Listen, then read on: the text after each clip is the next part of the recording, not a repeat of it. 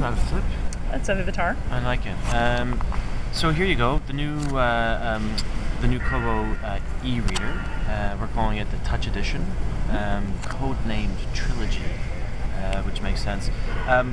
A couple of notable differences, form factor being one of them. We have shrunk the size of the device, not the screen. The screen is in fact the same as all the other Kobo e-readers that we still have available. But we've, by creating a touch screen model, we have been able to sort of shrink the size, reduce the weight. So what you have is very sort of easily navigated, there you go, way to sort of get through your libraries with swiping that's directional, back and forth. So one of the criticisms that we had about the original e-reader was the D-pad being located on this side, so it favored a right-handed person. So, you know, bearing that in mind now, it doesn't really matter where you are, you can sort of use it and make it work. Faster processor. It's a new screen technology, so it's crisper, faster. Again, sort of playing on some of the design aspects that everyone enjoyed and commented on from the original e-readers. Really, you know, what we're trying to do is make this as thoughtless a process as possible. So it's about the reading, and it's not about being distracted by the device. Right. So just quickly, you can get back to the home menu by accessing the menu here.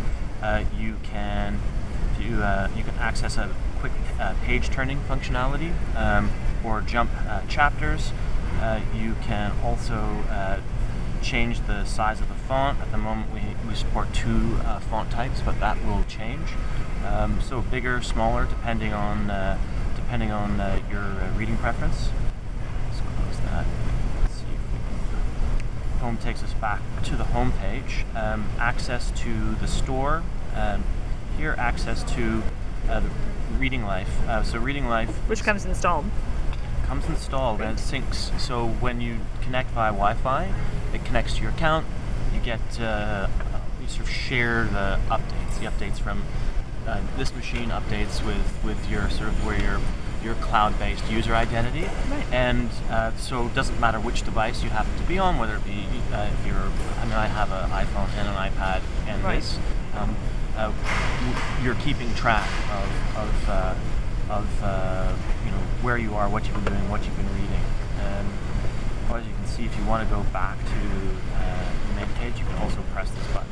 Okay. And I'm seeing we're under some very concentrated, you know, lights for the convention and for the display booth. Now there's hardly any glare. It's just a tiny bit, but these are not natural lights. And crisp from all the all the.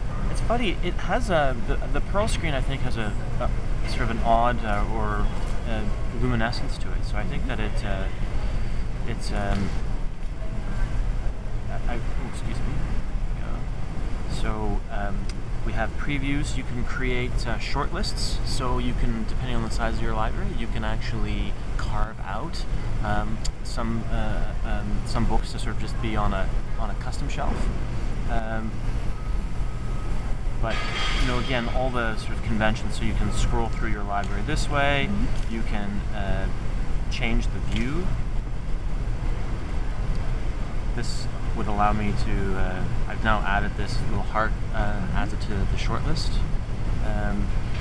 Again, just depending on, you know, particularly how you like to view your shelf, I'm more of a list. Also, you so textual and visual. Yeah, text and a really sort of fast keyboard. Okay. So when you're off searching, it'll do this like TI. It's searching on the fly as it's trying to guess what it is that it's trying to anticipate what it is you're typing. So Tinker is sort of being one of the books and and then loading up, with the EPUB file based upon what the vendor has submitted.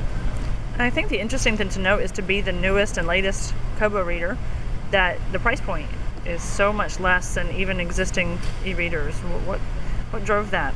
Well, that's part of our mandate overall. I mean, I think we were definitely the first, one of the first to bring the price of e-readers down to a level that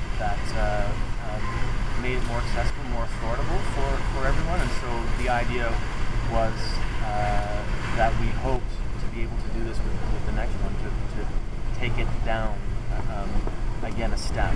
And this is about helping make it more accessible to more people. So this comes down to $129 in the US, $139 in Canada. Believe that it's shipping with a $10 gift certificate. The K2 or the Kobo 2 is still on the market. We were reducing that to $99. So sort of doing that sort of two-pronged approach. I think that this becomes a premium device, and then you have a sort of a more affordable device. And we think this covers everything off. One great aspect of this particular Kobo is, with all the feedback we've had, we think that the help section answers off a lot of the questions that we feel people might have when they first engage.